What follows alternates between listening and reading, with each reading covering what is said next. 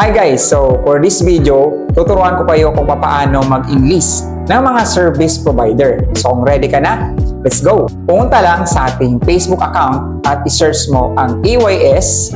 Makikita mo ang profile Facebook.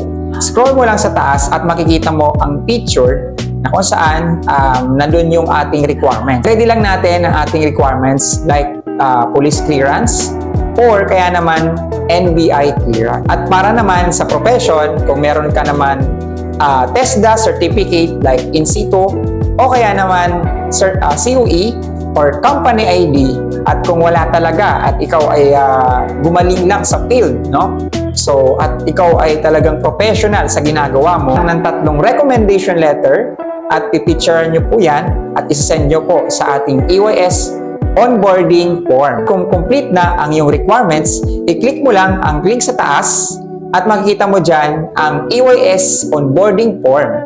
At dyan ka magpipill up ng iyong details, name, contact number, address.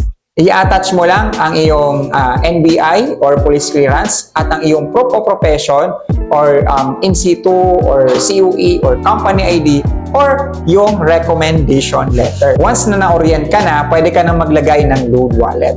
Siyempre, mag-ready ka rin ng 350 for the polo shirt. Yan, sa para gagamitin natin once na tayo ay magsiservice. Once na-approve na requirements mo, i-message ka ng EYS sa iyong email na niligay doon sa EYS onboarding form, or pwede kang mag-message sa EYS Facebook page to follow up or clarify kung okay na ang requirements mo. Mag-download ka lang ng EYS Service Provider app. Mag-sign up ka ng iyong information.